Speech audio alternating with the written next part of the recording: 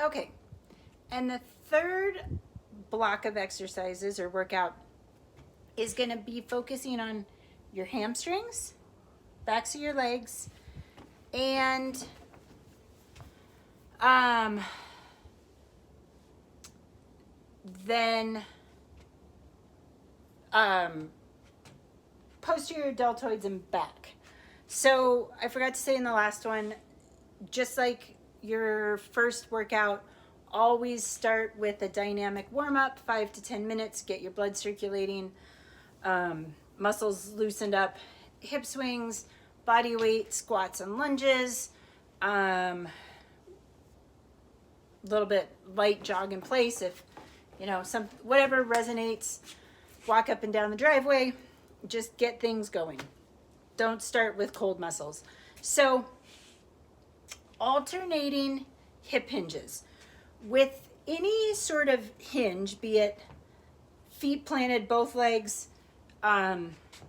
deadlift hinge type thing, or if you were reaching down to pick something up, you want to try to keep your chest open and your lats, rhomboids, and all of those muscles in your thoracic spine engaged. So if you were going to break a stick across your knee, just get that sense of what muscles are firing and what it feels like when you're going to break a stick. And those are the muscles that you want to have engaged when you're hinging. When those muscles collapse, so if you're doing a hinge here and everything collapses, your shoulders round, all of the weight of your torso and then any added weight that you might be holding is going to load straight into your lumbar spine. So when you're hinging and you have your chest open and these muscles engaged, they're going to get tired. You're going to feel a strain down your extensor muscles, down your back, but that's actually kind of a positive thing as you're strengthening up those muscles that support your spine and help to engage your core. So with or without weights, I'll show both. Alternating hip hinges are your first exercise. You look straight ahead. When your ears are lining your shoulders, lining your hips, your pelvis is flat. There's a natural curve in your low back. Your transverse abdominis muscles are engaged. And so everything is supported. Your knees are soft. When your knees lock out, it's going to kick your hips back and load the weight of your torso, like I said, into your lumbar spine. So soft, athletic stance, which is also helpful. If your balance gets caught, if you get caught off balance, if you trip on something, having your knees locked out, you'll just essentially tip over and break, right? So soft athletic knees, chest is open. Imagine that you're breaking a knee across or a stick across your knee and your pelvis is flat. Inhale as you hinge, firing when you feel a stretch on your hamstring, fire that hamstring, focus your into your working glute, your flat core, pelvis and core, and bring this knee up. So you have to be balanced. Inhale, hamstring does the work. Exhale, core engages. If you have weights that you want to throw into it, open up your chest, soften your knees, flatten your pelvis, hinge yourself over, hamstring and glute does the work, knee comes up. So I started on the wrong leg. Again, start on your least dominant leg, so whichever one does not feel the strongest. Hinge yourself over. Hamstring for me is really tight, so this is where I feel it engage. Knee comes up. Tighter your core, better your balance. One side will be more balanced than the other. It just is how our bodies work. So, exercise number 1. Number 2, we're going to transition onto the floor. And you're going to start on your back as if you're going to do a glute bridge, but your legs are going to start straight. So come onto your back. Legs are straight. Sorry, I can't figure out where I need to be. Fingertips reach towards your heels, and then put just a slight bend in your knees. So just pull your heels towards your tailbone, I don't know, maybe 6 inches or so. Get yourself situated, keep your chin tucking towards your chest. Inhale through your nose, exhale, press your tailbone up off the floor. Inhale, you lower back down. Exhale, you press up. My hips are coming up off the floor like this much. They're hardly coming up at all. The more extended your legs out are, the more focus you're going to get on your hamstrings. As your feet come closer to your tailbone and you come up into a bridge, you're going to get your glutes a little bit more. For this, I'd love your legs to be a little bit straighter so you get those hamstrings. Exercise number 3. What's happening here? Okay. You're going to come onto your belly and grab a dumbbell and grab it between your feet. And then wiggle yourself onto the floor. I'm in the wrong spot for this. Let me see how this is going to work. So let's see here. Grab a dumbbell, grab it between your feet, come onto your belly, forehead's on the floor, hamstring curl with this dumbbell. Inhale as you lower, exhale as you curl up. The hardest part is getting yourself situated. If you do not have a set of dumbbells, doesn't matter. You can do hamstring curls just focusing on that working muscle, or I'll think on it for a little bit and maybe come up with something else.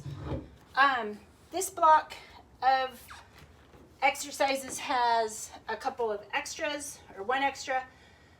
So we've got our alternating hip hinges, the hamstring presses with a slight bend in your knees, those curls with a dumbbell, and then pulses on all fours. So squeeze a dumbbell between your knee, or in behind your knee, and then squeeze it by pulling your heel towards your butt and flexing your toes towards your shins.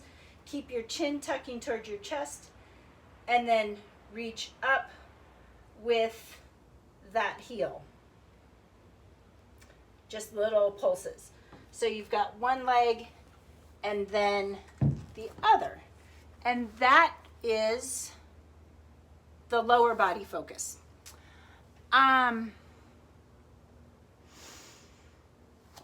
For our upper body, posterior deltoids, back of your shoulder blades, and back, you're going to come back up.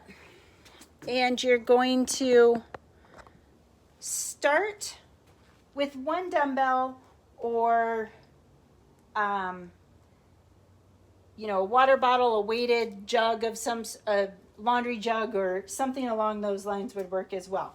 So bring your feet a little bit wider than hip distance and have your feet pointing parallel. And remember all the things about squat. So your eyes are going to start straight ahead, your knees are going to start soft, and you're going to come into a low squat hold. And you have one dumbbell, chest is open, pelvis is pulling, belly button's pulling towards your spine, and your pelvis is flat. And from here, we're going to do alternating rows. So arm extends out, pull this elbow straight back, squeeze your shoulder blade, and then switch from side to side. Depending on your range of motion, you may set this dumbbell down each time or not. If you only have a light set of dumbbells and you need something a little bit heavier,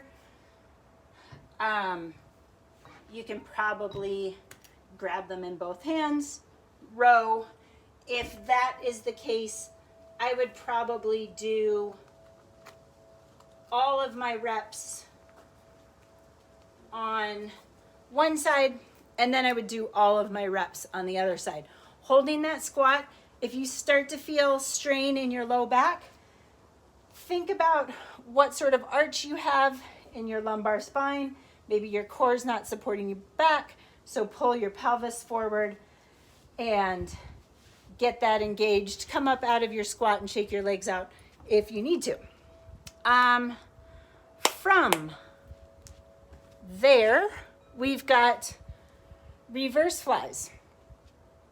So you're going to hinge yourself over with this nice long line, and your whole torso hinges. And like everything else, your knees stay soft, your hips shift back a little bit, so your weight's a little bit further on your heels, and your chin stays tucked. Light dumbbells, I'll show this with a resistance band as well. So hinge over, there's just a slight bend in your elbows, and that will stay the same. There's going to be no like flipping around with your elbows or anything like that. So you'll hinge yourself over, slight bend in your elbows, belly button pulling to your spine, exhale, arms go out to the side, squeeze your shoulder blades in the back, inhale, they come back together. If one shoulder is not feeling this, or both shoulders aren't feeling it, so your options are to ditch the weight altogether and really use your brain and focus on whatever muscle group is working. So if I'm not using weights, I tend to flip my palms a little bit and squeeze my shoulder blades, bring my arms out together in the back. If I'm using a resistance band, kind of the same as the dumbbells, hinge over, chins tucking, out to the side. There's my exhale. Inhale, they come back together. And that range of motion is totally different with dumbbells and resistance bands.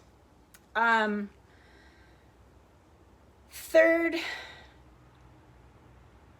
exercise, upright row, and then a lateral extension. So light dumbbells or no dumbbells. Mine are probably a little bit too heavy, but I bet I can get 2 of them. So fingertips start facing your quads. Your knees are soft and your wrists stay straight. The upright row, your elbows come out to the side with the range of motion dependent on what's happening with your traps. And they pull back so that your shoulder blades squeeze together in the back. The lateral extension, your dumbbells are staying where they are, elbows are not going to move, arms extend out, they come back in, lower back down. So, chest height, shoulder blade squeeze, arms extend out with your little finger, lower back down, all the way down. Resistance band would look like this. Pull that elbow out, adjust it where you need to hold it, extend it out, pull it back down. So, shoulders are tiny little muscle groups all put together to make a big, huge mess if something isn't feeling right. So be mindful of how your shoulders are working. If they're not wanting to do this with added resistance, use your brain, focus it to your posterior deltoid, your whatever muscle group you're working, and ditch the weights. It's totally fine. And then core exercises. Kind of a little bit less core than the last two workouts, but will still fire your abdominal region, supporting core muscles nonetheless. So, stretchy band. It's going to come around your feet. You're going to start sitting up nice and tall, shoulders down, hinge yourself back, pull your belly button to your spine, and you're going to hold this hinge for seated rows with a band and seated reverse flies with a band or without. So this, you're squeezing your shoulder blades in the back and really focusing on pulling your elbows straight back, chest stays open, squeeze, squeeze, squeeze your shoulder blades. The reverse fly, your elbows are staying nice and soft, open out to the side, focusing back through here. You can do that without a band as well. Holding this hinge, count reps, set a stopwatch, whatever works. And that is the end of workout number 3.